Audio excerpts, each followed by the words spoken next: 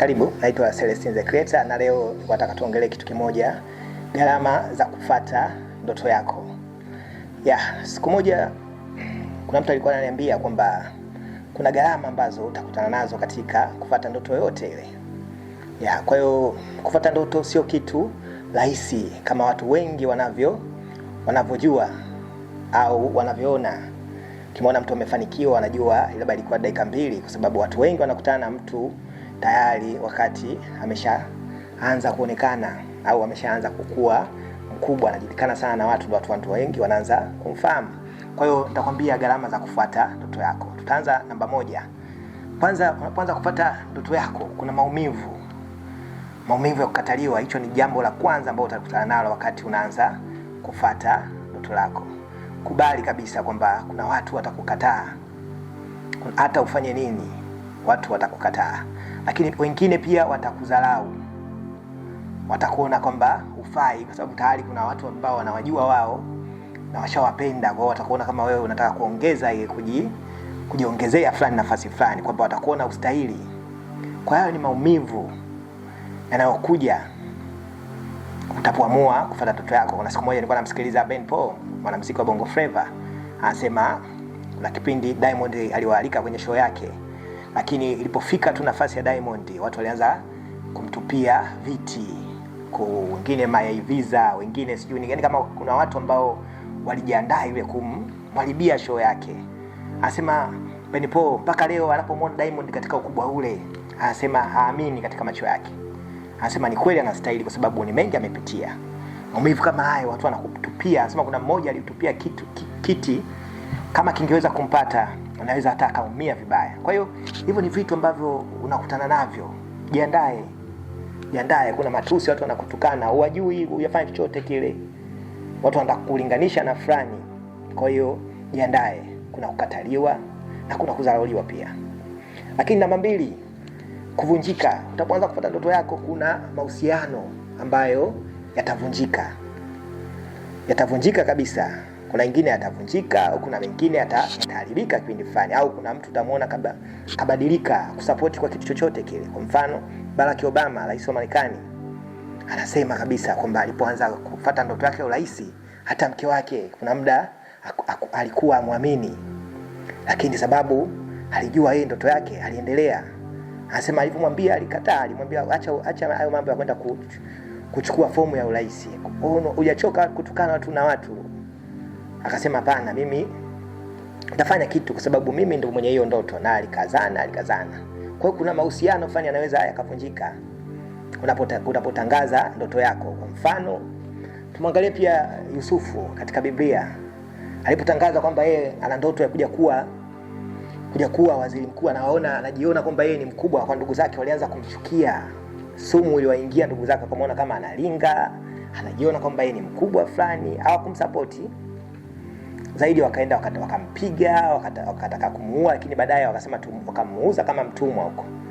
Japo baadaye ilikuja kuwa kweli kama alivyoota, na yeye akulipa kisasi chochote. Kwa hiyo tunaona kwamba ndoto yako inaweza ikavunja mahusiano. Kwa wale watu ambao unawapenda, unatamani ukae nao karibu, wanaanza kuona kama wewe umechagua kitu gani, sijui, au umechagua ujinga au aibu kwa pale ambao utaipata kama na wewe utawapatia vile. Kwa hiyo jiandae. Lakini nyingine ni kupoteza pesa. Ndoto yoyote ukitapoanza kuifuata inapoteza pesa, kwa sababu kuna pesa inatoka, haufanyi tu.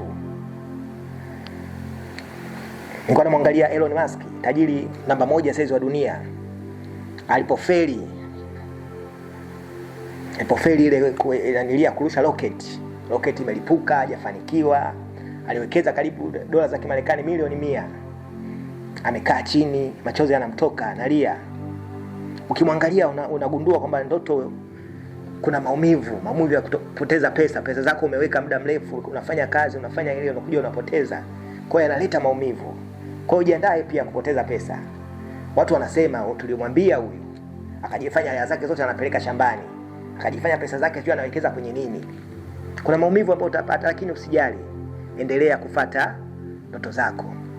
Tunaona Wright Brothers ambao walipoamua kujitoa kutengeneza ndege. licha serikali ya Marekani kuwaacha kuwasapoti maprofesa, wanasayansi, nani, kuwasahau wale vijana Wright brothers. Walitumia pesa yao ndogo, walitumia misaada yote ambayo walipata ili warushe ndege, kila kitu. Hakuna mtu ambaye aliwasapoti, japo hao ndio walikuwa wa kwanza kurusha ndege. Kwa walipoteza pesa nyingi, mpaka baadaye walikuja kufanya uzinduzi na wao ndio wa kwanza kurusha ndege chini Marekani. Kila mmoja ndio alikuja kuwa upande wao, lakini wakati wamepoteza pesa yote ambayo walikuwa walipata katika shughuli zao ndogo ndogo. Kwa hiyo jua kwamba utapoteza pesa kama nilivyosema kwa watu hao wawili, kwamba Elon Musk, Wright brothers ambao wenyewe waligundua ndege. Kwa hiyo utapoteza pesa. Hata mimi ninachokifanya hapa, kuna kamera, kuna nini. Kwa hiyo chochote unachokifanya, utapoamua kufuata ndoto zako, jua kwamba utapoteza pesa. Lakini nyingine, mashaka yanaweza kukuletea mpaka muda mwingine homa. Tuna mashaka, hivi nani atanisikiliza? Nani ataniona? Hichi kitu kitafanikiwa? Mwangalie Elon Musk, amewekeza kwenye maroketi makubwa, afu ghafla anafeli, dola karibu 100 zinapotea. Unaweza ukaumwa, unaweza kupata magonjwa, mashambulizi mapema katika umri mdogo, kwa sababu ya mashaka, kwamba unahisi kama hichi kitu tena hakipo. Kwa hiyo tarajia vitu kama hivyo kukutana navyo. Kwa tarajia, jikaze, usiwe sana na mashaka. Amini tu, muamini Mungu na kuwa na matumaini kwamba hichi kitu kitafanikiwa. Endelea kuamini, endelea kufurahi. Ndio maana kuna moja ya nilizangu nasema, furahia harakati zako ndogo ndogo unazopiga. Haijalishi umefeli, haijalishi kwa nini, endelea kufurahia. Wewe ndio unajua wapi unapoelekea. Lakini nyingine ni kubaki muda mwingi mpweke. Kuwa peke yako. Ndoto yoyote, watu wengi ambao waliamua kufuata ndoto zao ni watu ambao walijikuta wako wenyewe. Tuangalie wakina Daudi, walikuwa wako maisha fanya peke yao polini. Wapi sijui wakina Elon Musk alikuwa peke yake, hakuna mtu ambaye anamwamini.